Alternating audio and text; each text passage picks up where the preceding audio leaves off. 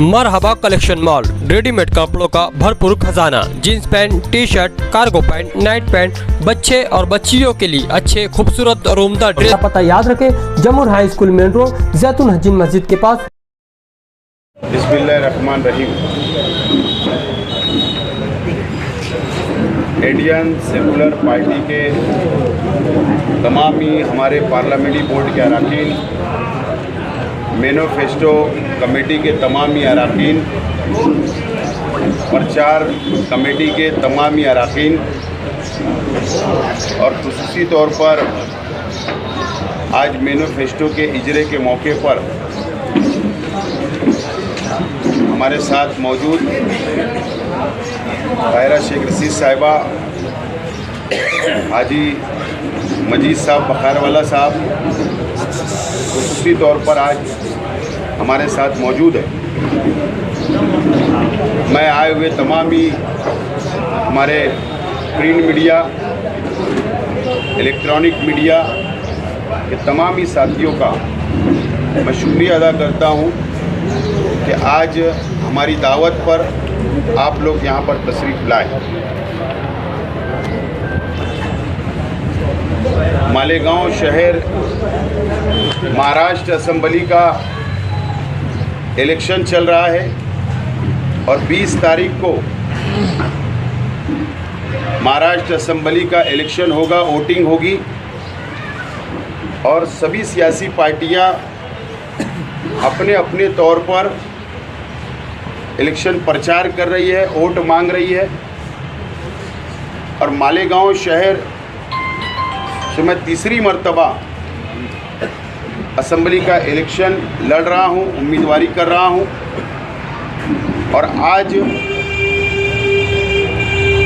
हम लोगों ने मालेगांव शहर की आवाम के लिए मैनिफेस्टो, हमारा आइंदा का जो लाएमल होगा, जो शहर की आवाम से हम वादा कर रहे हैं, मैनिफेस्टो आज हमने डिक्लेयर किया और ये मैनिफेस्टो की कॉपी हमारी अपनी कोशिश होगी कि शहर के हर मकानात तक, हर घर तक, हर वोटर तक पहुँचे। ये हमारी अपनी कोशिश होगी। मालेगांव शहर की एक तारीख रही, साबिर सत्तार साहब जो पहले एमएलए, हारून अहमद अंसारी साहब, नेहाल अहमद साहब, आयशा हकीम साहिबा, हाजी सब्बीर अहमद सेठ और हमारे लीडर शेख रशीद साहब, ये हमारे लीडरान ने हमेशा शहर में तामीर व तरक्की की सियासत की, शहर को आगे ले जाने की कोशिश की, शहर की आवाम के लिए वो खिदमत करते रहे और हमेशा तामीर व तरक्की के नाम पर वोट मांगा और उसी को बरकरार रखते हुए, रिवायत को बरकरार रखते हुए शेख रशीद साहब ने जो हमें सिखाया, शेख रशीद साहब के बताए हुए रास्ते पर आगे बढ़ते हुए हम लोगों ने भी वोट जो हम लोग मांग रहे हैं शहर में, वो तामीर व तरक्की के नाम पर हम वोट मांग रहे हैं और इंशाअल्लाह 10 दिन बचा हुआ है। ये 10 दिन भी हमारी कोशिश होगी कि तामीर व तरक्की के नाम पर वोट मांगी जाए।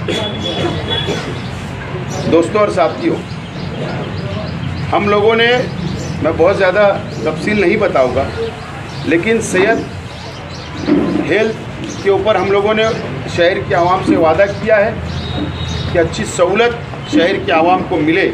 यह हमारी अपनी कोशिश होगी। बाकी डिटेल हम आवाम अखबारात के ज़रिए और मैनिफेस्टो आवाम तक पहुँचाएंगे तो तफसील हम आवाम को बताएंगे। इसी तरीके से स्पोर्ट्स के लिए, नौजवानों के लिए, खेलकूद के लिए भी हम लोगों ने वादा किया है। रोज़गार के लिए, नौजवानों को रोज़गार मिले, हम लोगों ने इस मैनिफेस्टो के अंदर वादा किया है। उसी के साथ साथ शहर की तामीर व तरक्की के लिए, शहर के अंदर तामीरी काम हो, शहर के अंदर बड़े बड़े कॉलेजेस आए, इसके लिए भी हम लोगों ने वादा किया है। तालीम के लिए भी हम लोगों ने नौजवानों को आगे बढ़ाने के लिए, तलबा और तालबात के लिए आला तालीम तक भी हम लोगों ने इस मैनिफेस्टो के अंदर वादा किया है।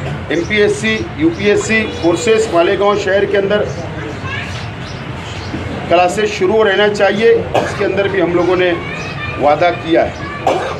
सनत के लिए जैसा मैंने कहा एक जलसे से कि 24 पावरलूम तक सोलार पैनल फिट करने का जो वादा मैंने जलसे से किया था, और आज दोबारा उसको मैं रिपीट कर रहा हूँ, वादा कर रहा हूँ शहर के बुनकर भाइयों से कि 24 लूम का कारखाना होगा तो उसके ऊपर हुकूमत की जानिब से मुफ्त में सोलार पैनल लगाने का भी हम लोगों ने इस मैनिफेस्टो के अंदर वादा किया है। और बाकी पावरलूम सनत के लिए और भी हमने उसके अंदर वादे किए हैं। और खुसूसी तौर पर साइजिंग का जो कानून म्युनिसिपल कॉरपोरेशन का MRTP एक्ट के अंदर जो साइजिंग के नाम सर परमिशन नहीं मिलता है, अभी तक वो कानून में तरमीम नहीं हुई है, वो तरमीम करने का भी वादा हम लोगों ने किया है। 5% जो घर पट्टी नल पट्टी जो बढ़ती चली आ रही है, कई लोग अलग अलग इसके ऊपर अपनी राय देते हैं, कोई लोग मुखालिफ में राय देते हैं, हमारे मुखालिफ कुछ लोग हिमायत में बोलते हैं। ठीक है, हर इंसान को आज़ादी है अपनी बात रखने का, मैंने कभी भी उसका जवाब नहीं दिया, लेकिन असल में वो कम मालूमाती लोग हैं जो मेरे मुखालिफ बोलते रहे। असल में एक स्कीम किसी सरकार की होती है, जो मरकज़ी हुकूमत की वाटर सप्लाई की जो स्कीम थी उसके अंदर या एग्रीमेंट के अंदर हमको म्युनिसिपल कॉरपोरेशन को उस वक्त तो लिख कर देना पड़ा, लेकिन जब वो स्कीम कंप्लीट हो जाए तो वो बंद हो जाएगी, ये मुझे समझता है कानूनी। और वो स्कीम मुकम्मल हो चुकी है। मैंने वादा किया हूँ कि वो 5% जो बढ़ रही है पानी पट्टी उसको ख़त्म करने का भी वादा हम लोगों ने किया है। ये 5 सालों के अंदर शहर की आवाम ने देखा है कि FDO ऑफिस 3 माले पर, नेशनलाइज बैंक नदिया के उस पार, खरीदी बिक्री का ऑफिस और दूर चला गया, ऐसे तमाम ही ऑफिसेज जो गवर्नमेंट के वो हमसे दूर होते चले गए, तो उसको वापस सेंट्रल असेंबली हल्के के अंदर लाने की हम लोगों ने वादा किया है। ट्रक मालकान के लिए या ट्रक के लिए हम लोगों ने वादा किया है कि ट्रक हमारे शहर के अंदर खड़े करने जगह नहीं है, पार्किंग के लिए जगह नहीं है, तो हाईवे के ऊपर एक बड़ा जगह लेकर वहाँ पर पार्किंग का नज़्म हो, इसका भी हम लोगों ने वादा किया। ज़िले की डिमांड हमेशा होती आई है, हम लोग कोशिश करेंगे कि ज़िला के लिए कोशिश करेंगे कि ज़िला का भी ज़िला बनना चाहिए, ये भी हम लोगों ने वादा किया है। और हमने बहुत अहम वादे किए हैं कि शहर में 2 अजीम इस्लामिक सेंटर बनाने का हम वादा कर रहे हैं शहर के अवाम से। एक आला हज़रत इमाम अहमद रज़ा रज़ी अल्लाह ताला अन्हु इस्लामिक सेंटर बनाने का 5 करोड़ रुपये से इस्लामिक सेंटर बनेगा, ये भी हम वादा कर रहे हैं। दूसरा इस्लामिक सेंटर शेखुल इस्लाम मौलाना हुसैन अहमद मदनी साहब के नाम से भी बनाने का वादा आज हम कर रहे हैं। बाकी 110 मस्जिद और मदरसे को सोलार लगा, बाकी मस्जिद और मदरसे को सोलार लगाने का भी हम लोग आज यहाँ पर वादा कर रहे हैं। कई लोगों की डिमांड आ चुकी है मदरसा और मस्जिद की 250, तो इंशाल्लाह उसको भी हम पूरा करने की कोशिश करेंगे। वक्फ बोर्ड का जो काला कानून मरकज़ी हुकूमत लाई है, अगर मरकज़ी हुकूमत ने उसको पास कर दिया तो वो रियासत के अंदर लागू होगा, तो रियासत में जब वो लागू होगा तो मुसलमानों की प्रॉपर्टी, वक्फ बोर्ड की प्रॉपर्टी, मस्जिद, मदरसा, कब्रस्तान, ईदगाह पर वो अमल उनका हो जाएगा कलेक्टर का, तो उससे लड़ने का काम और वक्फ बोर्ड के मसाइल पर नुमाइंदगी करने का भी हम लोगों ने वादा किया इंशाअल्लाह। और एक अहम हम लोगों ने इसके अंदर वादा किया है कि किराए के मकान पर, जो लोग किराए के मकान पर अलग अलग किराए के मकानात के अंदर रहते हैं, हमारे गरीब भाई, आज उनको पैसा नहीं है, उनके पास उनका जाती मकान नहीं है, तो इंशाअल्लाह हमने ये वादा किया है कि अगर जो लोग किराए के मकान में रहते हैं तो उनको घरकुल योजना जो 16,000 मकानात बने हैं साइना और मालदे के अंदर, इंशाल्लाह उनको वहाँ पर घर दिलाने का, उनको मालिक बनाने का भी वादा हम लोगों ने इसके अंदर किया है। हमारे ऑटो रिक्शा के जो साथी है, ऑटो रिक्शा के जो साथी है हमारे, उन लोगों को परमिट मिले और उन लोगों की तमाम ही सहूलत, चाहे ट्रैफिक से हो चाहे आरटीओ से हो, उनके लिए भी हमने इसके अंदर वादा किया है। बहरहाल मैं इसके अंदर तफसील हम आवाम को बताएंगे, बहुत ज़्यादा लंबा मैं यहाँ पर इंटरव्यू या मेरी बात नहीं रखना चाहता हूँ। बहरहाल हमारे बुज़ुर्गों ने, साबिर सत्तार साहब, हारून अहमद अंसारी साहब, शब्बीर सेठ साहब, काजी अब्बास अली साहब, आयशा हकीम साहिबा, नसीम मीना नगरी साहब और ऐसे हमारे पुराने जो बुज़ुर्ग हमारे लीडरान थे, जो हमको रास्ता बताया उन्होंने शहर की तामीर व तरक्की का, सबको साथ लेकर चलने का, सबका विकास करने का, सबका डेवलप करने का, गरीब अमीर मज़दूर बुनकर तमाम ही लोगों को साथ लेकर चलने का। और ये मस्जिद और मीनारे को शहर को आज ज़रूरत है कि एक मजबूत क़यादत महाराष्ट्र असम्बली के अंदर रहना चाहिए, क्योंकि शहर के अंदर दबदबा ख़त्म हो चुका है। शहर 5 साल पूरी तरीके से खंडर हो चुका है। शहर के अंदर अलग अलग मुसीबतें 5 साल आई। फ़िरका परस्त मालेगांव शहर के आवाम पर हावी रहे 5 साल और आज के एमएलए साहब मुकम्मल तौर पर नाकाम हो गए। इसके लिए शहर की आवाम बदलाव चाह रही है। आवाम ने जहन बना लिया है बदलाव का।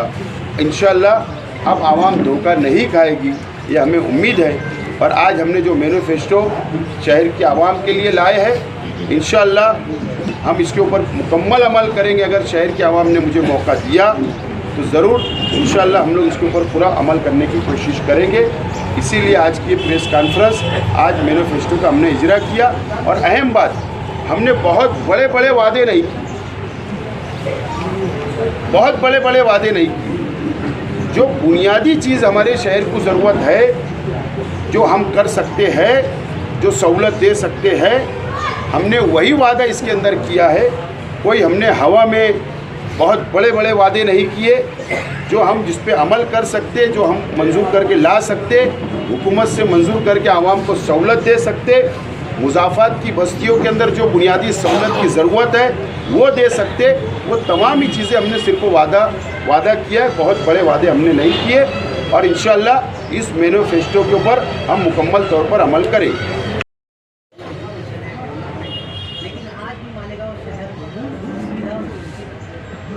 मैंने यही कहा ना कि बुनियादी सहूलत, मुज़ाफ़ात की बस्तियों में शहर की आवाम के लिए जो बुनियादी सहूलत क्या ज़रूरत है, हम इसके अंदर मैनिफेस्टो में यही वादा किए कि इंशाअल्लाह उसको हम लोग पूरा करने की कोशिश करेंगे। मालेगांव शहर में मज़दूरों की तादाद 2 लाख से ज़्यादा है। मज़दूरों के ताल्लुक से आपने उसमें जिक्र किया, पावरलूम मज़दूर ये हक के लिए, गैर मुनज़्ज़म मज़दूर 122 है जो अलग अलग कैटेगरी के अंदर है, उसका भी वादा हमने इसके अंदर किया है। ये आप देख सकते हैं, इसके अंदर हमने वादा किया। लाखों मज़दूर यहाँ पे है, इन मज़दूरों का इस्तेसाल हमेशा होता रहा, उनको उजरत जो है वो बहुत कम मिलती है। तो उसके लिए कोई आवाज़ नहीं उठाता, कोई यानी एकदम यानी कोई भवन होगा, मजदूर भवन होगा, ये होगा, इसका जिक्र सियासी पार्टियां कभी करती नहीं। क्या वजह है इसकी? मजदूर है, मजदूरों की मदद सब करे, लेकिन एकदम मजदूर भवन बनेगा या फिर मजदूरों की उजरत जो है जो उनको मिलती है अभी वो बहुत कम है, जो उनको मिलनी चाहिए वो बहुत कम मिल रही है। सभी बुनकर है जो सबको पता है, तो उसके बारे में आप कुछ करेंगे कि मजदूर, क्योंकि उनका कोई वाली नहीं है, आज तक तो कोई वाली नहीं है। मैं जिस वक्त एमएलए था 2014 से 19 तक, कामगार बोर्ड बनना चाहिए, मैंने पूरी कोशिश की, उसके ऊपर कमेटी भी बनी, उसका अहवाल भी आया, लेकिन 5 साल गुजर गए, गवर्नमेंट ने उसको टेबल नहीं किया था हाउस के अंदर, वो अभी भी पेंडिंग है। आज के एमएलए साहब की जिम्मेदारी थी कि उसको टेबल करवाते, उसको वापस उसके ऊपर जद्दोजहद करते, उन्होंने नहीं किया। मैंने पावरलूम मजदूर के साथ 122 ऐसे मजदूर हैं कैटेगरी के जो अलग अलग धंधे व्यापार से मजदूरी करते हैं, जुड़े हुए हैं, उन लोगों के लिए वादा किया हूँ और मेरी कोशिश होगी ये तमाम ही मजदूर जो है, पावरलूम मजदूर और अदर मजदूर, उनको इंसाफ मिले, उनको न्याय मिले और उनके लिए मैं काम करता रहूँगा। मैं पहले भी मेरे पॉलिसी क्लियर थी, आज भी पॉलिसी क्लियर है और इंशाल्लाह उनको नज़रअंदाज नहीं किया जाएगा। आपने अभी कहा मेरा ये तीसरा चुनाव है, पीछे के 2 चुनाव की बनिस्बत इस मैनिफेस्टो में क्या फ़र्क महसूस करते हैं आप? पीछे जो 2 चुनाव आप लड़ चुके हैं, अभी ये तीसरा चुनाव है, क्या फ़र्क महसूस करते हैं? कुछ मसाइल कम किए हैं या फिर वैसे ही गांव रहा है? 14 से 19 तक जो मैंने मैनिफेस्टो में वादा किया था, मैंने 70% से ज़्यादा वादा पूरा किया था और मैंने हर साल हिसाब दिया था शहर की आवाम को। और 5 साल जब मुकम्मल हुए तो बड़ी मालेगांव स्कूल के अंदर हमने शहर की आवाम को हिसाब दिया था, वह हमने उसको मुकम्मल करने की कोशिश की। लेकिन ये 5 साल मैं एमएलए नहीं था। जिम्मेदारी जो एमएलए को मिलती है वो आगे के काम उन्होंने बढ़ाना चाहिए था। एमएलए साहब ने प्रेस के सामने उर्दू मीडिया सेंटर के अंदर ये कबूल किया है कि मैंने मैनिफेस्टो पे अमल नहीं किया, मैं नाकाम हो गया, उन्होंने कबूल किया है। लेकिन जब भी मैंने वादा शहर के आवाम से किया उसको मुकम्मल करने की कोशिश की और इंशाल्लाह इस मैनिफेस्टो को भी मैं पूरा करने की कोशिश करूँगा अगर शहर की आवाम मुझको एमएलए बनाएगी तो। पढ़े लिखे नौजवानों के लिए शहर के अंदर कोई सहूलत नहीं है। एक वक्त तक वहाँ जाकर वो तालीम हासिल करते हैं, किसी वजह से अपनी तालीम को वो ख़त्म कर देते हैं। ना उनके लिए कोई सहूलत है, ना कोई कंपनी है, ऐसा कोई उसके अंदर। ये मैनिफेस्टो के अंदर हमने एकदम साफ तौर पर शहर के नौजवानों के लिए एक बात समझ लीजिए, बात ऐसी है कि रोज़गार के लिए नौजवान आला तालीम तक जाता है, आला तालीम हासिल करता है, उसके पास डिग्री होती है, लेकिन सरकार की सरकारी नौकरियां नौजवानों को नहीं मिलती क्योंकि हमको रिजर्वेशन नहीं है। इसके लिए मैंने रिजर्वेशन की तहरीक भी चलाया था, कामयाब भी हुआ, हज़ारों लोगों को उसके अंदर नौकरियां मिली। बीजेपी की गवर्नमेंट आई, वो रद्द हो गया, बिल कानून ख़त्म हो गया। आज हमने साफ तौर पर इसमें ऐलान किया है कि नौजवानों के लिए, तालीम याफ्ता नौजवानों के लिए कंपनियां, जो बड़ी बड़ी कंपनी है उनके लिए उनको रोज़गार मिले, उसके लिए हम लोग जॉब फेयर का हर साल यहाँ पर मेला लगवाएंगे, प्रोग्राम करेंगे, हज़ारों नौजवानों को नौकरियाँ दिलाने की हम लोग कोशिश करेंगे। इसके अंदर साफ तौर पर हमने वादा किया। साहब अभी आपने कहा कि मालेगांव से दबदबा ख़त्म हो गया, एक सियासी पार्टी का भी यही नारा है और फिर आप पर इल्ज़ाम है कि आपने एक समाजवादी पार्टी को खड़ा किया है वोटों की तकसीम के लिए, तो इसका कुछ क्या खुलासा देंगे? अभी दबदबे की बात आपकी छेड़ दी है, दबदबे की बात वो भी करते हैं। एक बात समझ, सियासी लोग हैं हम। निहाल अहमद साहब ने भी शहर के अंदर एमएलए रहे, बहुत सबसे ज़्यादा एमएलए रहने का उनको मौका मिला। हमारे मुखालिफ ज़रूर रहे, हम लोग एक दूसरे के मुखालिफ सियासत किए, लेकिन प्रशासन पे उन्होंने हमेशा दबदबा बरकरार रखा। मैं खुले तौर पर इस बात को कबूल करता हूँ। शेख रशीद साहब 10 साल थे, प्रशासन पे उनकी भी पकड़ रही, उनका भी दबदबा कायम रहा। मैं 5 साल एमएलए रहा, मैंने भी पूरी कोशिश की है शहर के अंदर दबदबा बरकरार रखने की। लेकिन शहर के एमएलए साहब मुफ्ती इस्माइल साहब, आज के एमएलए साहब का दबदबा मुकम्मल तौर पर ख़त्म हो गया है। ये पुलिस को भी साहब बोलते हैं, ये कलर को भी साहब बोलते हैं। आप देख लीजिए, एक गार्ड जो वॉचमैन होता है, जो गार्ड होता है, उनको रोक देता है। ये हालत ये शहर की हो गई है। तो बिल्कुल सही बात है कि दबदबा ख़त्म हो गया, इसलिए मैंने इस बात को रिपीट किया। और दूसरा जो इल्ज़ाम लगाया जा रहा है उन्हीं के साथ का वो सवाल का एक हिस्सा जो है, हमें ये कहा जा रहा है कि समाजवादी को आप ये चले, क्या निहाली जो है वो इतने कमज़ोर है कि उसको उंगली कोई पकड़ के चलाएंगे? मेरा ऐसा मानना है कि अगर वो मुफ्ती मोहम्मद इस्माइल कासमी साहब के साथ 19 में थे तो बहुत पवित्र थे, बहुत साफ सुथरे थे। बीजेपी में जो जाता वॉशिंग मशीन में धो के आ जाता, साफ हो जाता। आजकल ऐसा हो गया मुफ्ती साहब के पास जो रहने वाले वॉशिंग मशीन के धोए हुए, उनके साथ थे तो अच्छे थे। अगर उनकी नाकामी से परेशान होकर अगर उन्होंने अपना रास्ता अलग चुना तो इसका मतलब शेख आसिफ ने खड़ा किया। हमारा जितना लंबा पीरियड निहाल अहमद साहब के परिवार से और उनकी पार्टी से संघर्ष रहा, शहर में किसी का नहीं रहा। जितना हमारे खिलाफ उन्होंने तहरीकें चलाई, किसी पार्टी ने नहीं चलाई। हमारा उनका सियासी नज़रिया बिल्कुल अलग है। हम हमारी लाइन से चल रहे, वो उनकी लाइन से चले, ये बात बिल्कुल गलत है। और मुफ्ती मोहम्मद इस्माइल कासमी साहब को शहर के आवाम के सामने इलेक्शन के स्टेज से काम बताना कि मैंने 5 साल ये किया, ये रास्ते से भटक कर आवाम को गुमराह करने के लिए ऐसा स्टेटमेंट कर रहे हैं।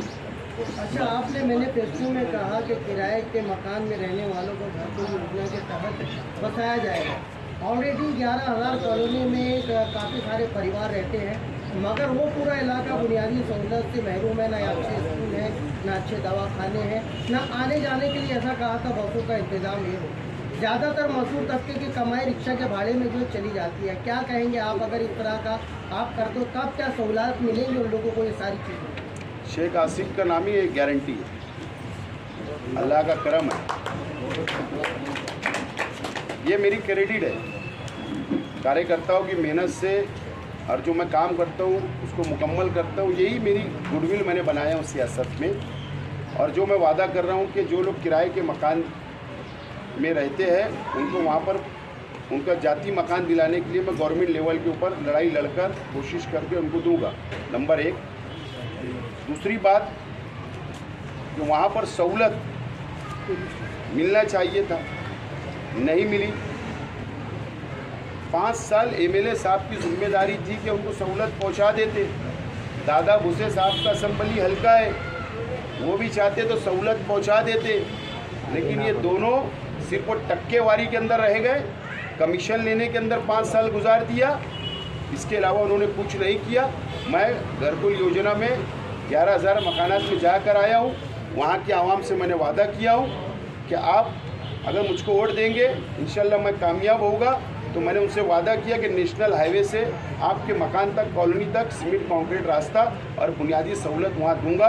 हाई स्कूल देने का मेरी कोशिश है, वहाँ पर दीनी मदरसा होना चाहिए, उसकी मेरी कोशिश रहेगी। वहाँ मस्जिद बनना चाहिए, उसकी कोशिश रहेगी।